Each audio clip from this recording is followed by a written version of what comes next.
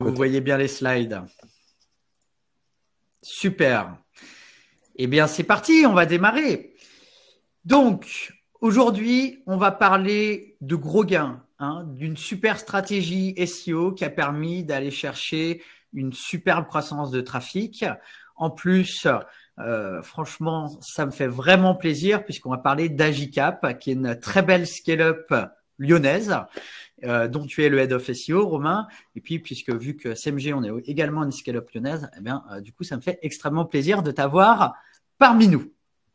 Et donc, justement, Romain, pour démarrer cette conférence, est-ce que tu peux en dire un peu plus sur qui tu es? Eh bien, moi, du coup, je suis SEO Lead Manager depuis 2 ans maintenant chez Agicap. Je les ai rejoints il y a 2 ans pour une création de poste. Précédemment, je travaillais en agence, donc pendant 3 ans. Ensuite, j'ai travaillé 2 ans excusez-moi, en marketplace. Et donc, me voilà ici pour piloter la stratégie d'une startup, chose qui est complètement différente du coup depuis un site e-commerce qui a nécessité pas mal de pivots. Et donc c'est pour ça que je suis ici pour représenter la stratégie qu'on a fait depuis 2 ans. Super. Donc moi, ce que je trouve très intéressant dans ton parcours, tu es passé dans le monde de l'agence, dans le monde de l'e-commerce, et là, tu es côté B2B, du coup, logiciel. Exactement. Donc, du coup, j'imagine pas mal d'éléments de comparaison, pas mal également d'éléments nouveaux d'un point de vue SEO, puisque en général, une stratégie SEO e-commerce, c'est pas forcément la même chose, j'imagine, qu'une stratégie logicielle. Exactement, volume de page, projet technique, etc. Donc, c'est complètement différent. Super. Et est-ce que tu peux nous en dire un peu plus justement sur ce qu'est Agicap? Oui, alors pour faire très rapide, Agicap du coup c'est un logiciel de trésorerie. Donc l'outil principal en fait ça va vous permettre de connecter vos différents connecteurs bancaires, de vous connecter vos différents comptes des différentes entités de vos entreprises au sein du même outil et qui va vous permettre en fait d'avoir un prévisionnel sur votre trésorerie. C'est un peu comme un banking mais pour les entreprises. Suite à quoi on a fait naître 2 autres produits, Agicap Cash Collect qui est un outil qui permet de relancer les clients et Agicap Payment qui permet de payer les fournisseurs automatiquement. Donc, c'est 2 produits complémentaires qui vont avoir un impact évidemment sur votre trésorerie. Alors, très rapidement, pour vous présenter Agicap, donc c'est une startup qui est née en 2016. On a eu 3 levées de fonds depuis, dont la dernière de 100 millions, ce qui nous a permis de rejoindre le statut de licorne européenne.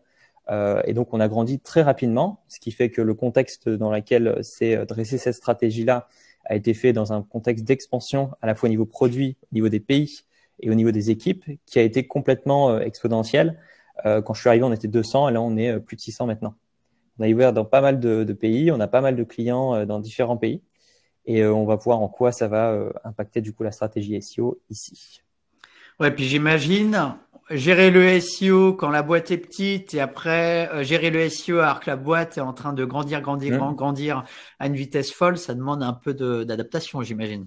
Oui, passer de l'opérationnel à prendre de la hauteur et former les équipes. Enfin, c'est des choses qui sont complètement, voilà, c'est un énorme pivot à faire, mais c'est super intéressant. Et c'est pour ça que je suis là. Super. Et juste pour présenter rapidement SMJ, pour ceux qui ne connaîtraient pas, donc SMJ, on est un logiciel qui vous permet d'optimiser les contenus de votre site web pour qu'il se positionne mieux dans les moteurs de recherche, donc sur Google, on va pas se mentir. Et donc grâce à SMJ, vous pouvez également identifier des nouvelles opportunités de contenu, planifier le tout en équipe, optimiser votre contenu, utiliser de l'IA pour aller plus vite et mesurer la performance. Il faut savoir que depuis le début d'année, il y a eu pas mal de nouvelles fonctionnalités. D'ailleurs, Romain, tu en as testé certaines, notamment le suivi de position, la nouvelle intelligence artificielle et il y a très bientôt le cocon sémantique en vue mind map. Et donc, si vous voulez les découvrir en démo, eh bien, n'hésitez pas à faire une demande de démo. On vous donne le petit lien dans le chat. Et en plus, il y a une offre spéciale pour les nouveaux clients. Donc, c'est un peu le moment ou jamais d'en profiter. Alors, on va rentrer maintenant justement dans le dur de la conférence. On va regarder rapidement une partie état des lieux puisque j'ai regardé quelques stats côté Agicap. Vous allez voir, stats intéressantes. Et justement, ensuite, Romain, tu vas nous partager justement la stratégie SEO que vous avez mis en place chez Agicap sur ces dernières années. Et ensuite, on fera un focus notamment sur votre stratégie pour les nouveaux contenus où tu vas partager tout un tas de conseils ultra intéressants. mais également toute la partie optimisation des contenus existants. Hein, on le sait très bien, c'est un levier de performance énorme. Et puis après, tu nous donneras tes derniers conseils sur la partie suivi de performance et dernier conseil au global pour conclure le tout. Alors, côté état des lieux, quand on regarde Agicap, moi, il y a plusieurs choses qui m'ont interpellé. La première chose qui m'a interpellé, c'est dans Href, quand je mets agicap.com. Donc, Agicap, on est sur du B2B, solution logicielle, quand même un sujet en plus gestion de trésorerie, etc. C'est relativement de niche. Donc, on est sur des volumes de recherche plus faibles. Eh bien, waouh, vous êtes passé de 50 000 à quasiment 500 000 de trafic SEO mensuel dans Href. Moi, je dis bravo. Donc, très belle performance, vraiment extrêmement impressionnante. Mais en plus, quand on creuse toujours dans Href et qu'on regarde justement les courbes de trafic à travers les différentes géolocalisations, on peut voir que cette croissance, eh bien, notamment simultanée sur, par exemple, de l'Allemagne, de la France, également sur l'Italie. Donc, c'est vraiment extrêmement impressionnant parce que ça veut dire que voilà, vous avez réussi à propulser le site d'Agicap de manière multilingue dans plusieurs pays. Ça a dû demander un peu de réflexion en amont et beaucoup d'organisation et beaucoup de belle exécution, je pense. Mais ça, tu nous en diras plus. Autre point qui est extrêmement, je trouve, impressionnant, c'est que eh bien dans SEMJ, sur les 12 derniers mois, vous avez publié plus de 600 contenus. 600 contenus en 12 mois. Donc, c'est quand même un rythme effréné hein, d'un point de vue mensuel. C'est souvent ce qu'on peut appeler une content factory. Et en plus, voilà, on voit justement les contenus produits avec SEMJ. On a du contenu allemand, contenu français, italien, anglais. Ouais, ça demande de l'organisation. Et dernier point, parce que c'est bien de produire des contenus, faut-il encore que ces contenus performent?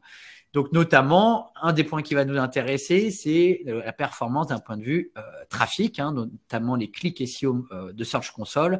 Et on peut voir que sur les nouveaux contenus, vous avez une croissance qui est juste dingue en termes de clics. Et de l'autre côté, sur les contenus existants que vous avez optimisés, vous avez également une croissance, notamment sur le dernier trimestre, qui est quasiment vous doublez le trafic des contenus existants. Donc, moi, j'ai une question ultra simple. Romain, comment vous faites? C'est quoi la stratégie SEO d'Agicap? Dis-nous en plus. Eh bien, du coup, la stratégie SEO d'Agicap, elle va se baser sur 3 principales caractéristiques. La première, l'ownership technique, puisque en fait, sur le site d'Agicap, on a le site application et le site showcase, sur lequel nous, on va ramener du business. Sur ce site, en fait, il faut que le SEO soit très proche de l'ensemble des éléments en interne qui vont travailler sur le hosting du site, sur la performance globale du site, ce qui fait qu'en fait, l'équipe SEO doit être transverse. Donc ça, c'était la première partie, puisqu'on est sur une création de poste, il faut qu'on bien intégrer les équipes techniques, les équipes transverses, toutes celles qui vont travailler sur les aspects techniques du site. Le deuxième aspect, c'est le scaling éditorial, le plus important, pour la simple raison qu'en fait, on est splitté en plusieurs pays et qu'on est splitté en 2 niveaux hiérarchiques de contenu, c'est-à-dire que on travaille en collaboration avec le content manager pour décider quels sont les mots-clés qu'on va attaquer et ensuite eux-mêmes vont travailler avec les freelances, ce qui implique du coup de former pas mal les équipes, ce qui implique du coup d'avoir une présence qui est sur différentes strates de communication au niveau de l'entreprise. Et le dernier élément, c'est le scaling produit, puisqu'en fait le produit va évoluer au fur et à mesure des années, des mois. Il faut qu'on s'adapte plus ou moins rapidement et en plus avec des produits par pays qui sont différents. Et donc, ce scaling-là, puisqu'on est là pour traduire ça sous forme de site, il faut qu'on soit présent et qu'on soit très réactif avec les autres équipes. Donc, pour répondre à ça, du coup, les projets ces 2 dernières années se sont échelonnés de façon relativement simple. Les 2 premiers mois, on a commencé à faire des projets techniques pour nettoyer l'ensemble des éléments techniques à nettoyer en termes de SEO, donc pagination, merge des catégories, tous les éléments qu'il faut régler avant d'attaquer une stratégie saine. Suite à quoi, pendant ces années, donc on avait commencé avec la France, l'Allemagne et l'Espagne, qui étaient déjà en place précédemment. Puis ensuite, on a ouvert les Pays-Bas, l'Italie, le UK. Suite à ces ouvertures de pays, dans le même temps, on a ouvert du coup un deuxième produit courant 2021, un troisième produit courant 2022 et on a créé une offre packagée de ces offres, ce qui fait que ça se matérialise au niveau du site complètement différemment. Et donc, on a eu plusieurs refontes de produits qui se matérialisent en parallèle de l'ouverture de ces pays. Oui, donc là, ce que je trouve très intéressant d'ailleurs, c'est que en tant que SEO, tu as un enjeu de définir une stratégie dès qu'il y a une ouverture de produits, de pays, pardon, lapsus. Et en parallèle, dès qu'il y a des nouveaux produits, des nouvelles fonctionnalités, il y a aussi en plus une stratégie SEO à mener. Donc, tu travailles un peu sur notamment deux grandes dimensions, quoi. Fonctionnalité produit d'un côté, pays de l'autre, quoi. Ouais. Donc, tu dois pas t'ennuyer. On le voit sur cette timeline. En fait, faut se baser uniquement sur les effectifs qu'on a, sur les personnes qu'on a autour de nous. Il faut vraiment dealer avec eux, leur faire confiance. Et c'est comme ça qu'on a fait et que ça a toujours bien fonctionné, qui nous a permis aussi d'avoir une politique très décentraliste que je vais pouvoir vous montrer tout de suite. Puisqu'au niveau de la structuration des équipes, du coup, on fonctionne un peu de façon… Alors, c'est une politique très décentraliste. On a un headquarter avec toutes les équipes qui sont l'équipe décisionnelle et stratégique, l'acquisition qui contient du coup le paid et le CRO, donc le Conversion Rate Optimization, le content and SEO qui comprend du coup les content managers et les SEO, les market ops, l'équipe brand qui va s'occuper du coup de la stratégie de marque, l'équipe studio, puisqu'on a un énorme avantage sur les autres équipes, c'est qu'on a un studio en interne pour faire des projets vidéo, ce qui est un avantage certain. Les équipes qu'on appelle go-to-market, qui sont un peu les équipes transverses en fait, ce sont des équipes qui vont faire le point de contact principal entre la connaissance de notre produit, les équipes sales, marketing et toutes les autres. Donc, quand on ouvre un nouveau produit, une personne chargée en équipe go-to-market vient faire le point de contact au sein de toutes les autres équipes décisionnelles, vient leur demander conseil pour leur dire, voilà, on aimerait ouvrir ce produit, quel est votre conseil au niveau marketing pour débloquer des clients, débloquer du trafic, etc.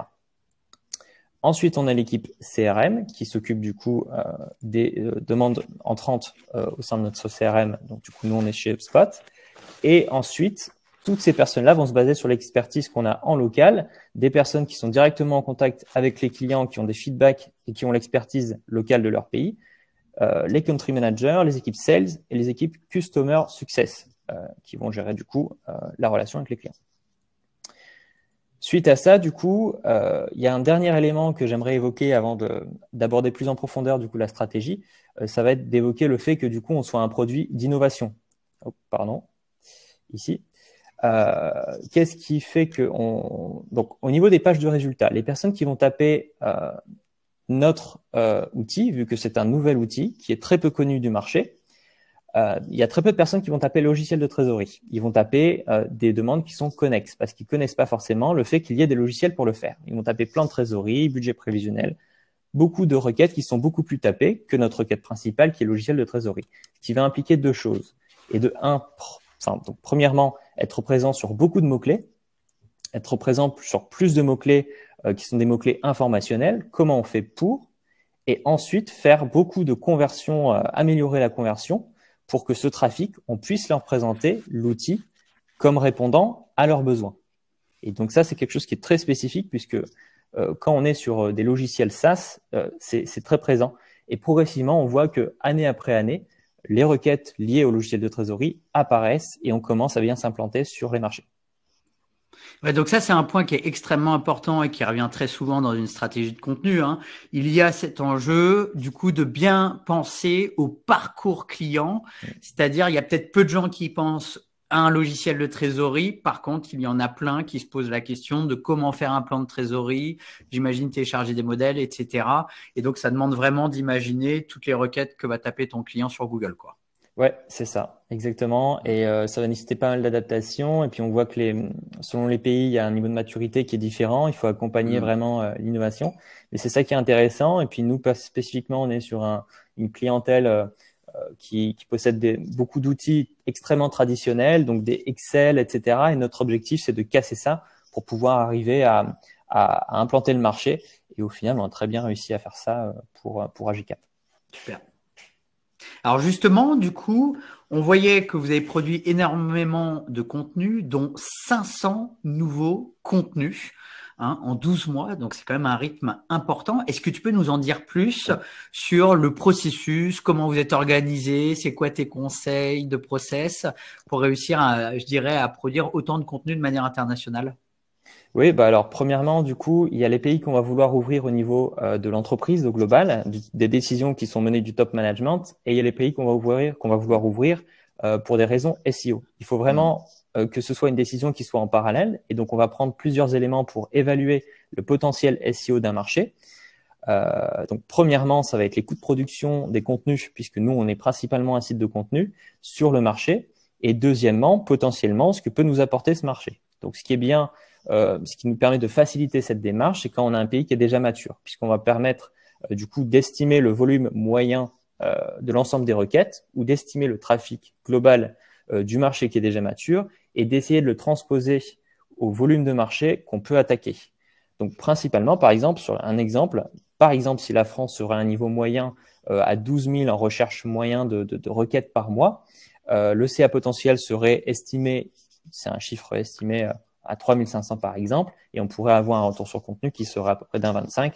Je dis bien retour sur contenu et pas ROI, puisque ROI comprend du coup l'ensemble des autres coûts, outils, démarches internes, etc.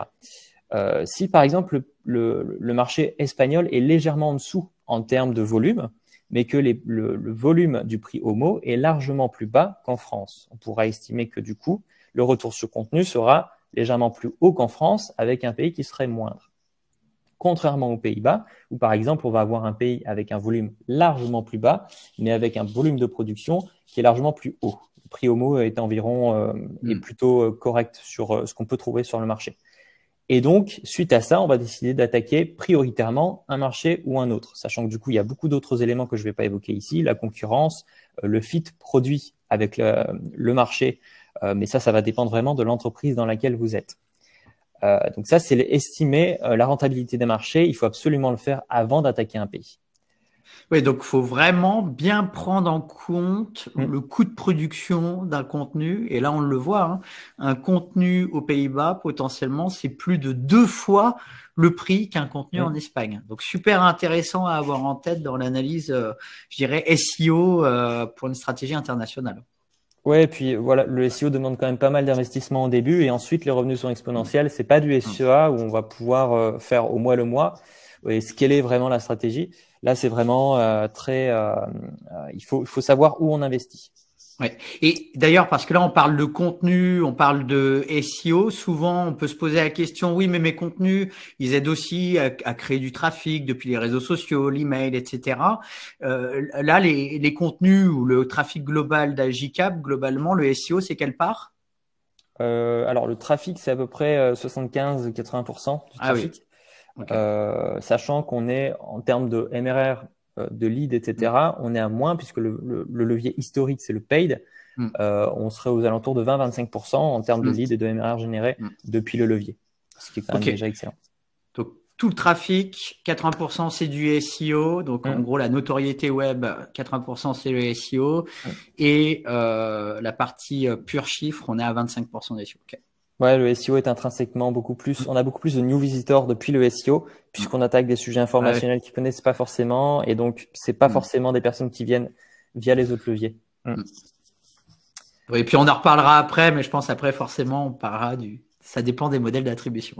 Exactement, oui, on verra. Super.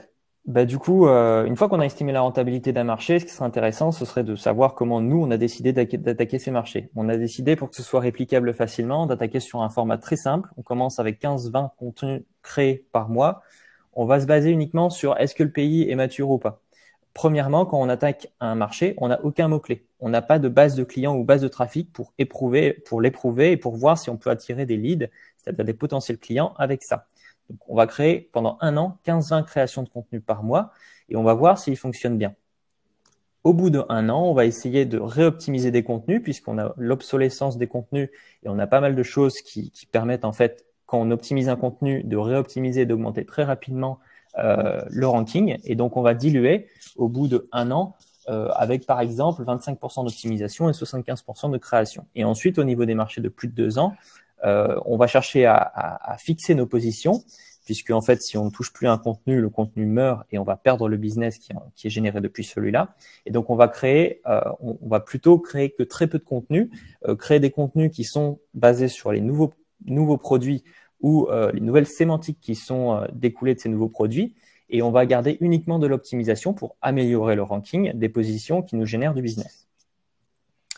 Alors du coup, pour essayer d'évaluer quels sont les nouveaux contenus qui pourraient être les plus générateurs de business, on a deux approches qui vont dépendre vraiment de la société ou des types d'entreprises dans lesquelles vous travaillez. Premièrement, on a une approche axée entreprise et connaissance du produit qui va être basée sur les données que vous avez en interne, avec vos équipes, avec le fait que vous échangez avec vos commerciaux, le fait que vous échangez avec vos équipes expertes, donc toutes nos équipes finance. Ces éléments-là, en fait, c'est ce qui va nous permettre d'avoir tout un ensemble d'éléments d'information qu'on n'a pas forcément sur le web, qui sont pas forcément sur Google, qu'on peut pas forcément aller benchmarker pour aller trouver cette information et la retranscrire en site web.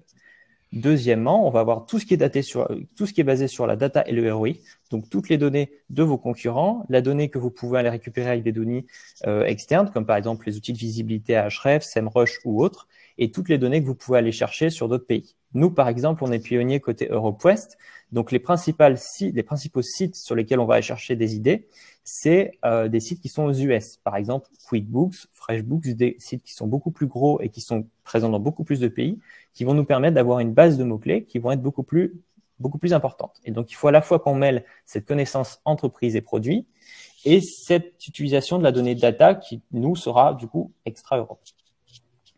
Donc moi, j'aimerais beaucoup vous donner ici quelques pistes pour faire votre routine de recherche de mots-clés, pour trouver quels sont les meilleurs mots-clés, soit pour faire du trafic, soit pour faire de la lead gen selon vos objectifs. Très rapidement, je vais vous en donner 3 ici. Donc le principal, ce serait du coup le CMJ Content IDs, qui va être en fait l'outil de CMJ pour faire de la recherche de mots-clés. Je vous le donne en premier tout simplement parce qu'il a une énorme avantage, c'est qu'il est très simple à utiliser, ce qui nous permet, nous, chez Agicap, de rendre autonome l'ensemble des content managers ou des freelances sur la recherche de mots-clés. Et donc, je ne suis pas le seul à faire la recherche de mots-clés. Les content managers peuvent en faire aussi pour me faire de la proposition parce qu'ils sont plus experts que moi sur les sujets. Et l'outil CMJ, en fait, vous permet de rentrer un mot-clé, d'avoir directement votre position et d'avoir les concurrents, les meilleurs concurrents sur ce mot-clé, en estimant le trafic qu'ils font grâce à leur page. Cet outil est tellement simple à utiliser que en fait, ça permet vraiment de scaler et de même sur des sujets d'expertise, d'avoir très rapidement les variations de mots-clés aussi qui vont vous permettre de faire le meilleur trafic possible.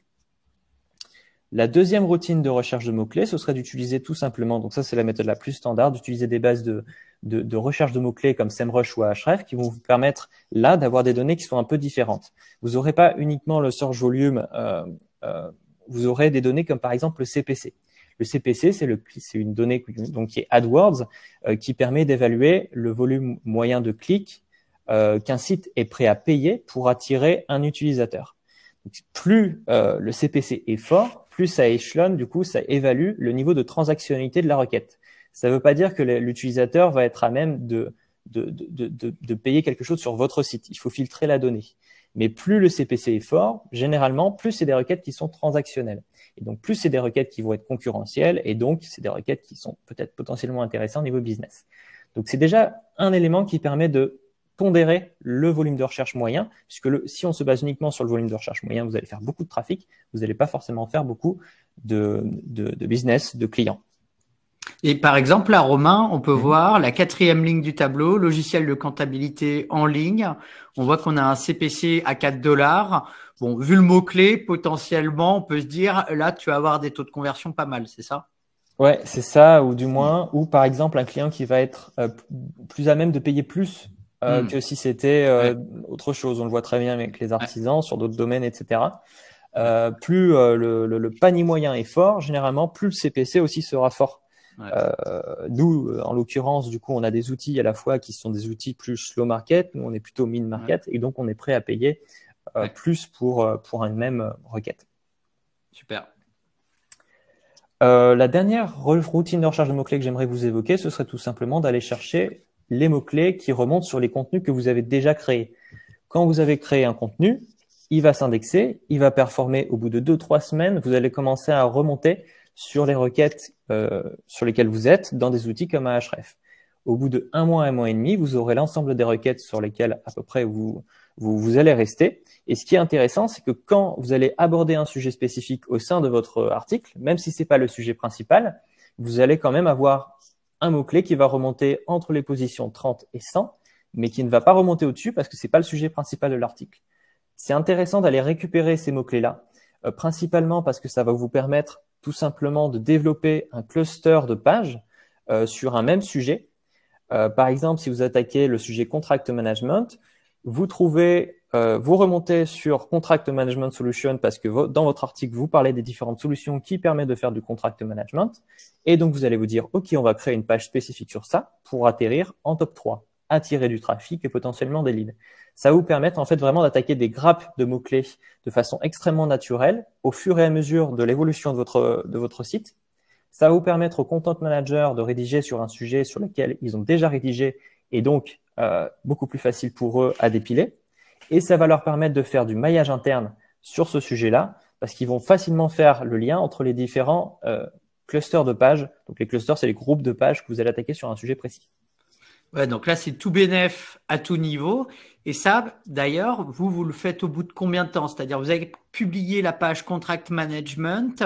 Là, maintenant, elle se positionne sur Contract Management Solution. Au bout de combien de temps vous voyez ça? Plus le site est mature, plus ce sera rapide. Nous, par exemple, on a eu pas mal de backlinks et de retombées relation 13. Donc, en fait, notre contenu est indexé par Google très rapidement, à l'espace de 1 ou 2 jours.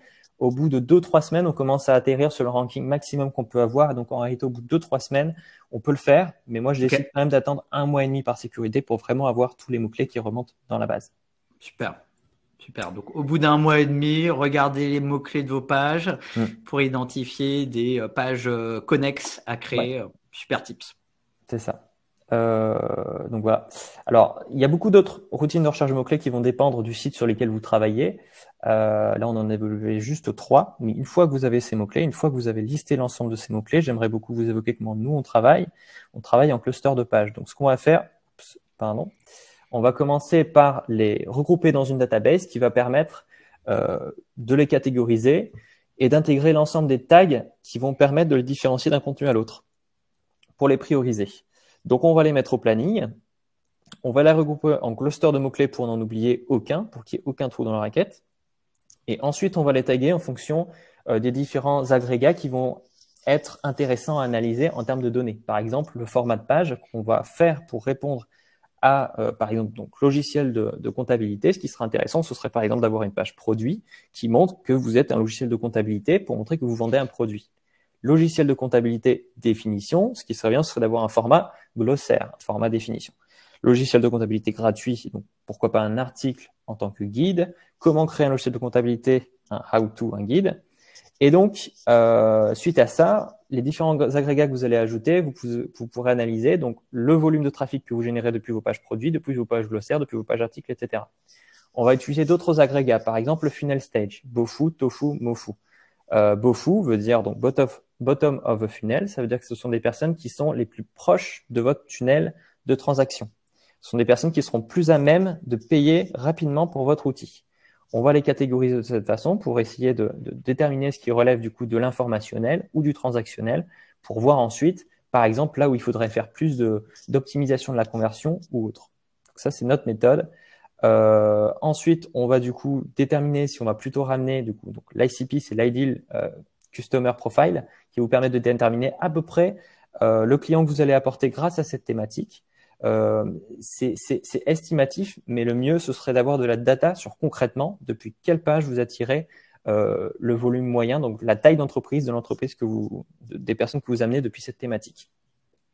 Oui, parce que vous êtes en B2B, donc la taille d'entreprise de l'utilisateur est importante dans votre business. Ouais, c'est ça. Donc ça, c'est une méthode simple, mais qu'il faut maintenir sur le long terme, je pense, pour avoir une quantité une grosse base de contenu pour ça. Et là, ce qu'on voit dans ton exemple, d'ailleurs, c'est que vous avez pris une thématique qui est le cluster logiciel de comptabilité. Et là, j'ai envie de dire, tac, vous y allez à fond en 1 ou 2 mois sur cette thématique pour vraiment créer, j'imagine, un effet de levier thématique, quoi. Oui, et puis on voit plus facilement, c'est plus facilement déterminable la performance du fait d'attaquer en cluster si vous les sortez à peu près dans le même temps. Ça me permet de voir que quand vous sortez une page unitaire à un moment donné, ça marche beaucoup moins bien que si vous sortez un format donc, de 15 pages différentes avec des formats différents pour répondre à l'intention de l'utilisateur. Vous allez voir que très rapidement, une page unitaire dans un cluster va mieux se positionner parce que vous allez être expert sur ce topic. Et donc voilà, c'est comme ça que je conseille de faire. Après, c'est pas forcément possible de faire dans chacun des domaines, mais nous, c'est possible. Oui, souvent, pour avoir échangé à l'époque avec le head of SEO de Mano Mano, ils appelaient ça la technique shotgun. C'est et même en e-commerce, hein, j'ai 2000 catégories commerce, j'en prends une perceuse et là, pim, 30, 40, 50 contenus d'un coup et c'est parti, quoi. Et après seulement, je pars sur une autre thématique, quoi. Donc là, c'est ce qu'on voit. Super. Du coup, pour une stratégie internationale, j'aimerais évoquer un dernier élément, ce serait du coup la traduction de contenu. La traduction de contenu, c'est important quand vous avez plusieurs locales pour pouvoir aller rapidement, pour pouvoir retranscrire des contenus qui sont à peu près similaires d'un pays à l'autre. Il y aurait 3 principales méthodes qui peuvent être utilisées au global. Principalement, du coup, donc la première qui est la plus connue, ce serait la méthode qui est un peu moins, qui est un peu plus low quality, qui serait celle du coup de prendre vos contenus, de les traduire en DeepL, de les réintégrer dans le CMS et de les faire valider par les content managers pour voir si les éléments sont bons ou pas et faire changer les éléments qui sont différents d'un pays à l'autre. La deuxième méthode, ce serait la méthode standard qui serait de passer par exemple par une agence ou un service externe qui, du coup, vous aurez un sujet, vous pourrez plus facilement adapter votre sujet en fonction de la différence qu'il y a sur les différents pays. C'est une méthode que je ne recommande pas dans tous les cas, tout simplement parce que ça comprend quand même pas mal de coûts. On estime à peu près la moitié de la création d'un nouveau contenu, le fait de traduire un contenu. Et donc, c'est pas forcément rentable pour tous les business, surtout si vous avez un volume de pages qui est énorme. Nous, c'est pas forcément la méthode. On a essayé cette méthode, c'est pas forcément celle sur laquelle on est resté pour des raisons de rentabilité. Je vous expliquerai justement après pourquoi. La méthode programmatique, ce serait du coup une méthode qui permettrait, quand vous avez un grand volume de pages, plus de plusieurs milliers, qui permettrait du coup donc de connecter directement votre CMS à un outil de traduction et qui irait directement traduire l'ensemble des champs de votre CMS. Quand vous remplissez un contenu, vous avez différents champs. Vous avez le slug d'URL, vous avez le meta title, vous avez les différents éléments qui sont présents sur votre page. Il n'y a pas uniquement le contenu. Donc, ce que je conseille de faire, c'est de connecter directement votre CMS. Il y a des CMS qui peuvent permettre de le faire facilement, les WordPress, etc., de façon à les traduire automatiquement. Ensuite, bien sûr, il faut quand même faire valider avant intégration auprès des content managers ou des personnes expertes sur le sujet pour ne pas sortir un contenu qui contient des informations fausses ou des mauvaises traductions. Suite à ça, moi, j'aimerais évoquer du coup principalement comment on a choisi de traiter la traduction côté Agicap. Quand on a moins de 10% d'éléments qui sont country spécifiques, nous, par exemple, on est dans le domaine de la finance et donc on a des domaines de la finance légaux, comptables, etc., qui sont très différents d'un pays à l'autre. Donc moi, ce que je vous conseille de faire, c'est que si vous avez moins de 10% des éléments, ça vaut le coup de traduire. Et donc, je conseille de faire de la traduction via DeepL et pas via ChatGPT, puisque je trouve que les synonymes, les variations de mots, etc., sont largement mieux contextualisées côté DeepL et que même avec le meilleur prompt, pour l'instant, personnellement, j'obtiens des meilleurs résultats avec DeepL. Ensuite, si vous avez plus de 10% des éléments, c'est notre cas. Généralement, on a préféré créer ex nihilo un nouveau contenu. Je préfère cette solution parce que ça permet largement d'avoir un nouveau sourcing sur le contenu d'un pays spécifique et d'avoir des meilleurs résultats. Nous, c'est la solution qu'on a, mais ce n'est pas forcément le cas pour plein d'entreprises. Si vous pouvez faire avec de la simple traduction, allez-y et itérez et voyez ce qui fonctionne en termes de ranking ou pas. Donc voilà, en tout cas, sur la partie traduction et sur la partie création de contenu chez Agicap. Oui, et ça j'insiste pour l'audience. La particularité d'Agicap, c'est que vous allez vous positionner sur des mots-clés, par exemple, comment réaliser un plan comptable. Et là, en effet, d'un pays à l'autre, vous avez des ultra spécificités.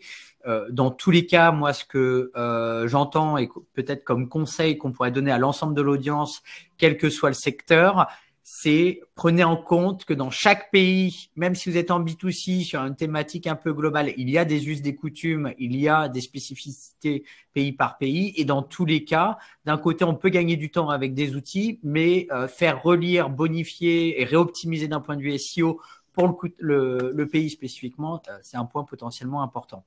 Ouais. Et ben écoute, top, plein de bons conseils sur la partie nouveaux contenus qui permettent d'aller conquérir, j'ai envie de dire, des nouveaux marchés, des nouvelles thématiques. Est-ce que tu peux nous en dire un peu plus sur justement comment vous optimisez vos contenus existants et surtout pourquoi? Oui. Alors, du coup, côté optimisation, nous, c'est dans notre routine tous les mois d'optimiser nos contenus pour différentes raisons. Principalement, endiguer l'obsolescence sur les contenus, puisqu'en finance, au bout de 1 ou 2 ans, on voit très bien le ranking baisse parce que le contenu n'a pas été optimisé. On parle de même optimiser 100, 200 mots, ça permet déjà de maintenir un ranking. Deuxièmement, ça permet aussi d'être beaucoup plus facilement héroïsé.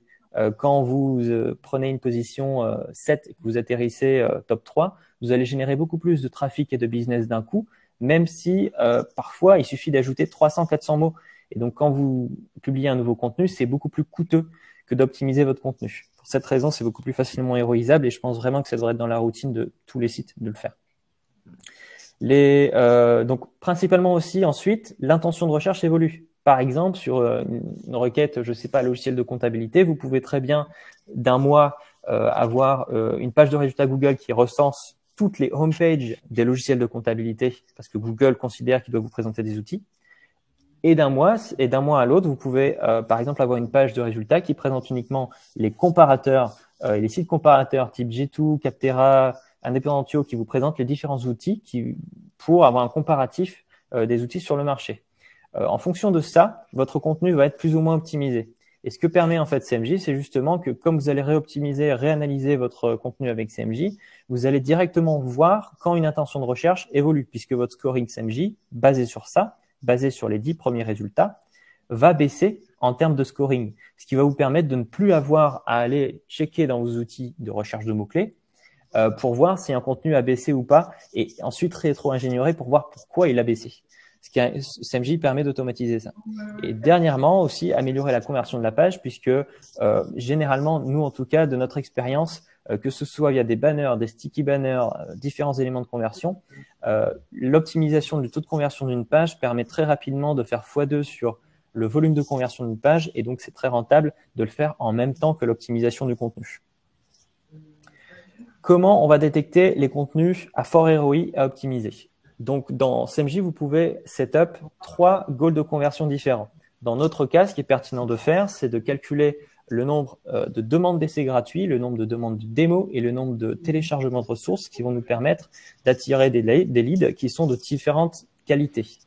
Vous allez tout simplement aller checker quels sont, donc dans CMJ, quels sont les contenus qui génèrent le plus de vos goals de conversion qui sont les plus intéressants pour vous. Vous allez voir ceux qui ont un meilleur taux de conversion comparativement à s'ils sont en top 1 ou pas. Et vous allez optimiser tout simplement ceux qui sont au-dessus de la position 3.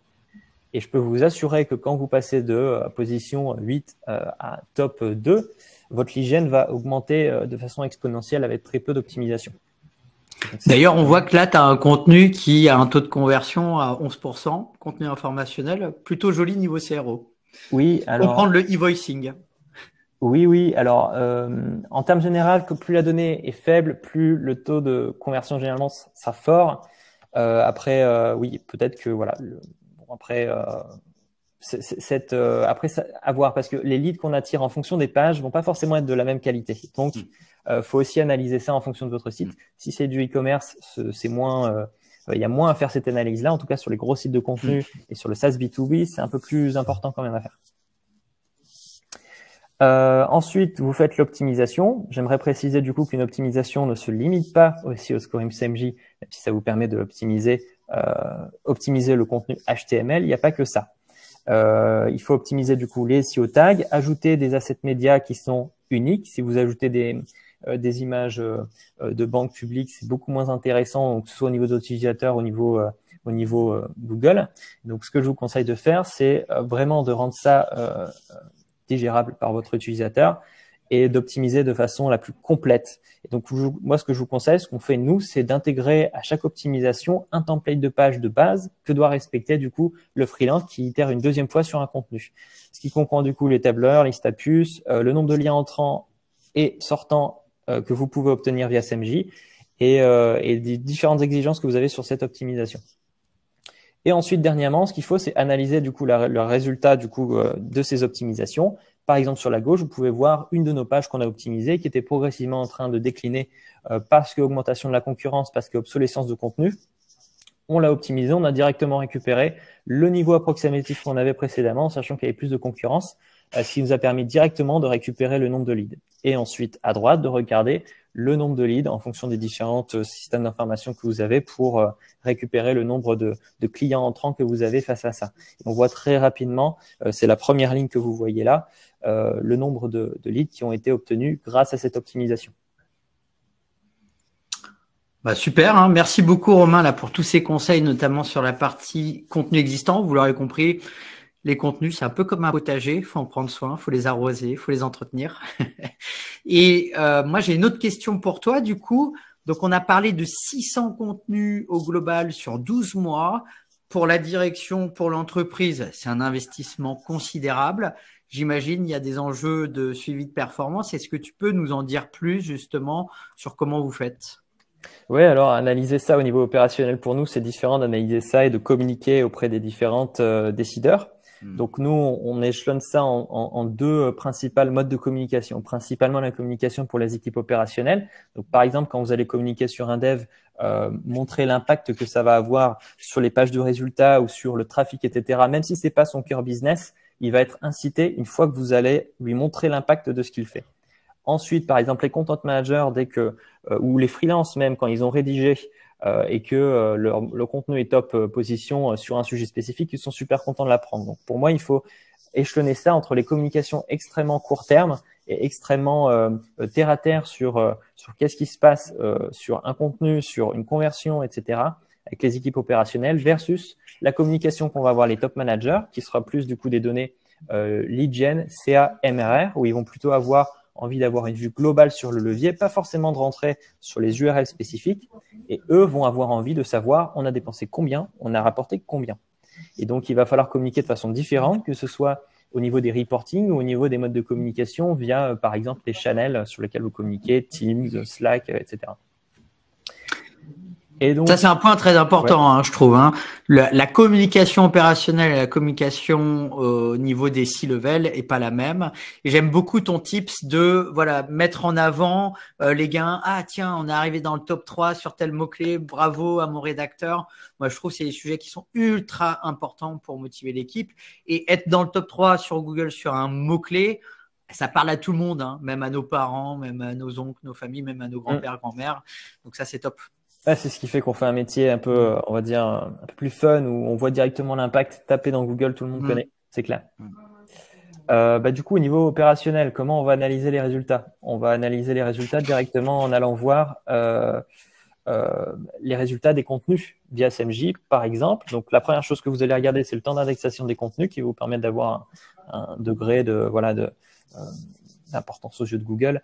Ensuite, vous allez regarder du coup le temps requis pour aller chercher la position la plus haute. Nous, en l'occurrence, c'est plutôt 2-3 semaines. Le ranking moyen par groupe de contenu, puisque l'avantage de SMJ, c'est que vous pouvez regrouper vos contenus au sein de catégories, chose que vous auriez dû faire en allant mettre les mains dans le cambouis côté analytics ou autre pour essayer de regrouper l'ensemble de vos contenus sur un sujet spécifique. Là, vous pouvez directement voir les résultats sur un cluster de contenu, par exemple. Vous allez regarder si c'est votre top mot-clé bien le mot-clé sur lequel vous atterrissez en premier, votre meilleur mot-clé est celui que vous avez visé, parce qu'il peut arriver que c'est pas forcément le cas. Si vous avez de la cannibalisation de contenu, si vous avez si votre contenu est mal un axe qui est pas très bien ciblé, alors ça va très vite remonter dans SMJ puisque le mot-clé sur lequel vous allez apparaître n'est pas forcément le bon, et où vous allez aussi avoir la duplication pour voir tout simplement si vous avez deux pages qui remontent sur le même mot-clé. Très intéressant et qui permet de gagner un temps énorme.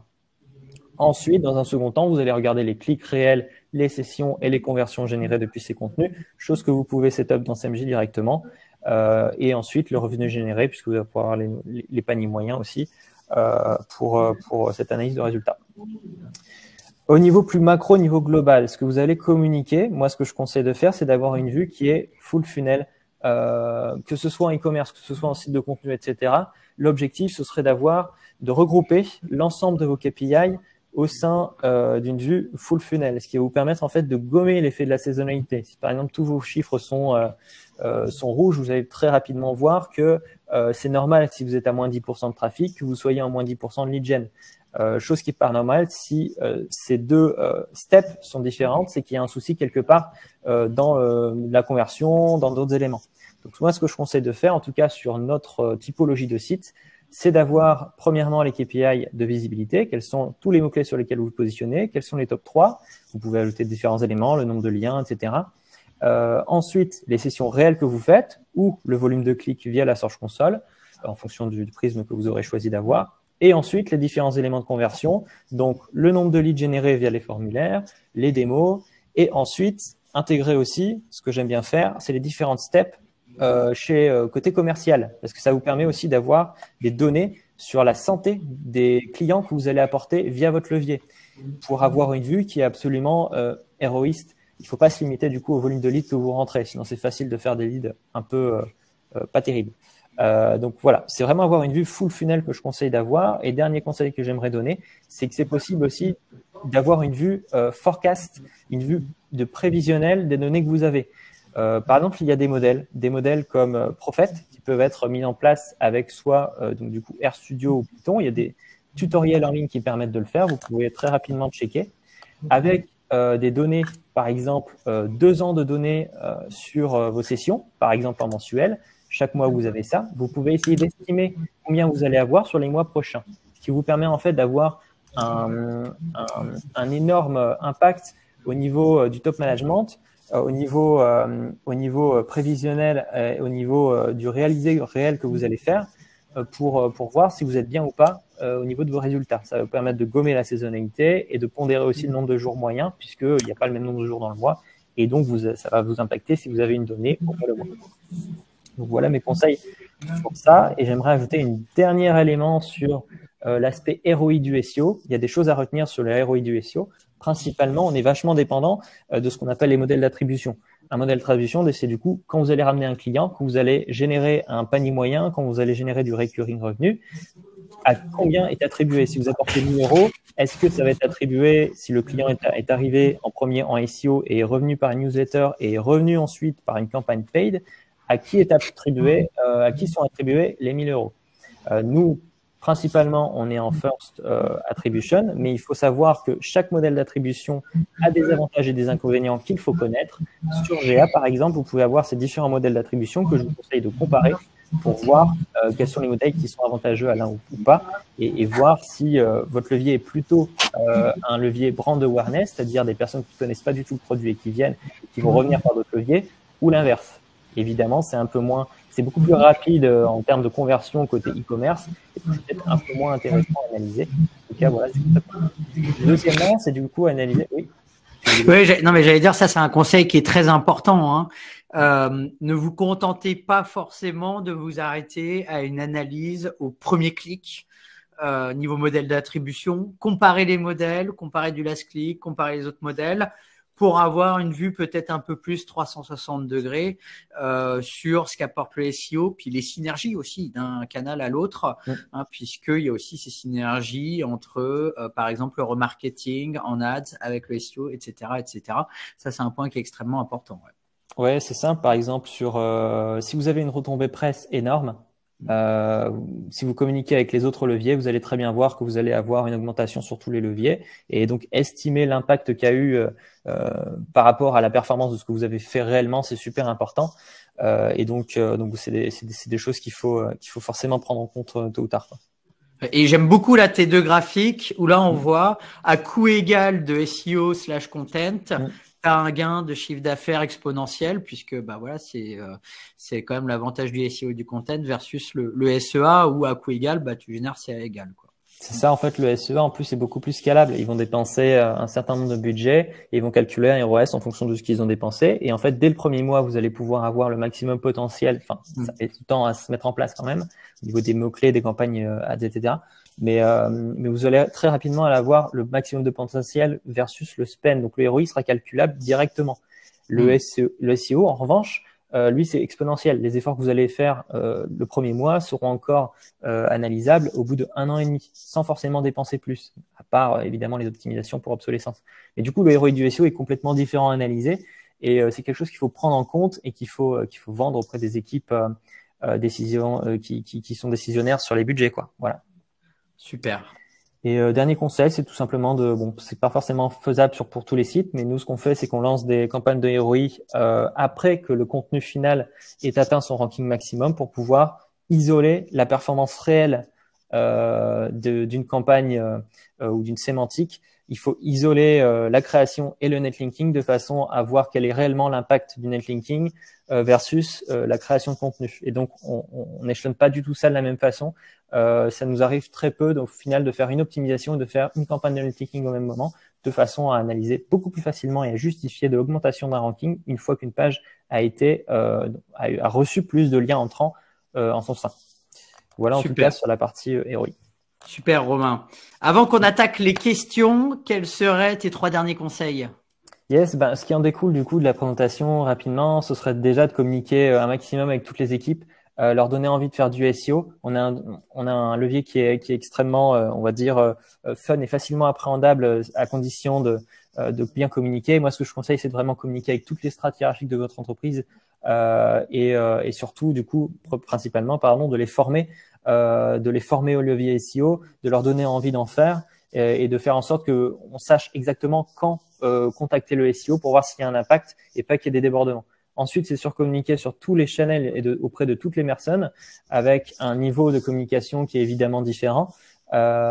Plus on est haut dans la hiérarchie, plus on va communiquer en termes business, c'est-à-dire coût CA généré. Et plus on va rentrer sur l'opérationnel, plus on va rentrer sur qu'est-ce qu'on a fait réellement au niveau des opérations. Le dernier conseil que je vais donner, c'est du coup de créer l'écosystème qui est parfait, que ce soit au niveau des outils type gestion de projet, que ce soit les outils donc d'optimisation de contenu avec CMJ, que ce soit les outils d'analyse de la concurrence, de la visibilité. L'objectif, c'est d'avoir des outils qui sont interconnectables. Donc le point de connexion à ça, ce serait évidemment Looker Studio pour avoir l'ensemble des données là-dessus. Et ensuite faire en sorte que ces outils-là soient les plus faciles à utiliser. Ce que nous a permis CMJ, et c'est pour ça qu'on travaille avec CMJ, c'est que c'est l'outil le plus simple à utiliser en termes de gestion d'une roadmap contenu pour les différentes équipes qui sont pas forcément SEO. Et je pense que vous avez plein de clients qui travaillent justement avec des personnes qui sont pas du tout SEO, chose qu'on fait, et qui travaillent avec CMJ. Et donc c'est ça le principal avantage. Voilà mes 3 conseils en tout cas pour ça. C'est un bon point, hein. C'est un des enjeux de CMJ de libérer du temps, notamment aux équipes SEO, en rendant plus autonomes les différents acteurs qui peuvent être des rédacteurs, des équipes content, des équipes market. En effet.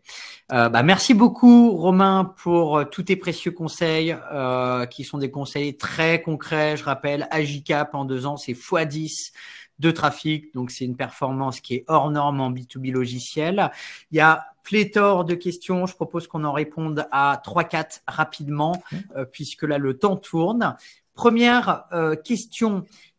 Comment ça se passe niveau stratégie, notamment stratégie de mots-clés? Est-ce que il y a une stratégie master en France et après tout est recopié entre guillemets dans les autres pays, ou est-ce que c'est décentralisé, chaque pays a sa strat? On a principalement le pays, donc la France, sur lequel on avait un volume de contenu à l'arrivée qui était énorme.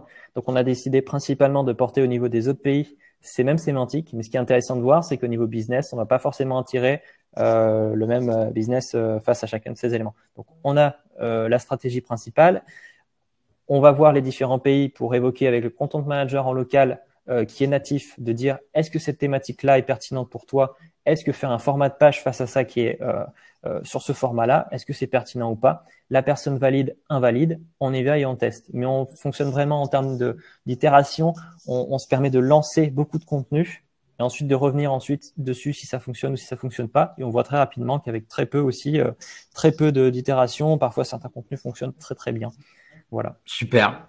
À un moment donné, tu parles de traduction automatique, notamment programmatique. Question de Chloé, est-ce que la traduction automatique est pertinente? Est-ce que ça crée pas des problèmes, notamment sur la traduction des mots-clés?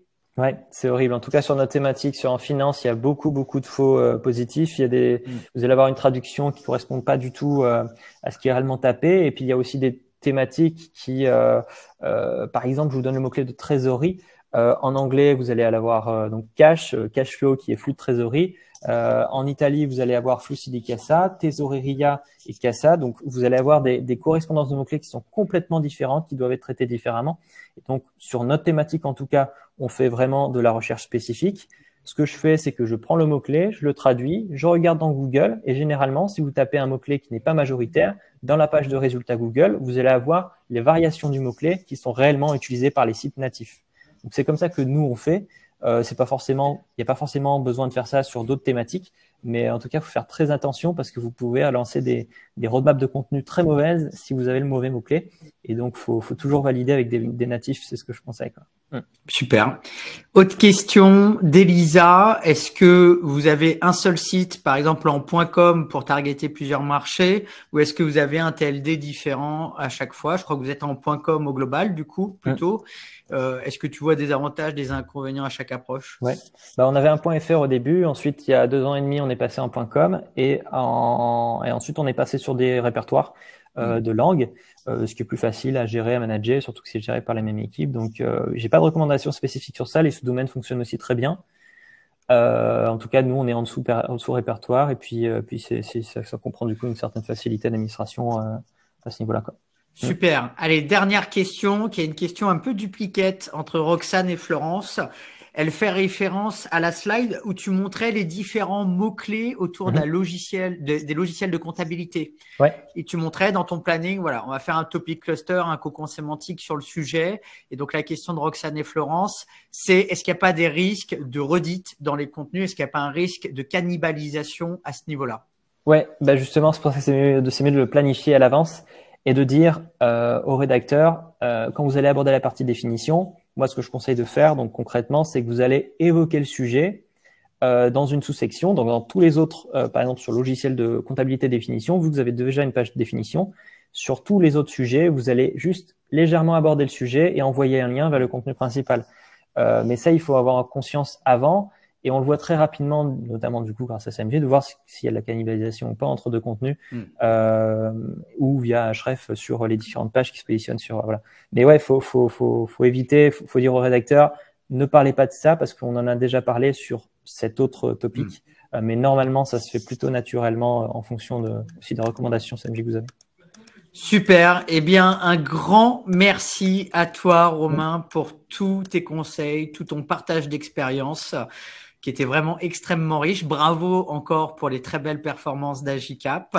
Et donc, là, je vous propose une mini pause qui va être très courte, puisque à 11h30, nous reprenons avec Julien Doncrawl, où là, nous irons chercher notamment les facteurs de ranking grâce à l'analyse de log. Donc, on reste dans des cas concrets et là, on bascule plus côté technical SEO. Donc, un grand merci à tous. Et on se voit tout de suite après pour la prochaine conférence. À très bientôt et merci encore Romain. Merci à vous. Merci à toi.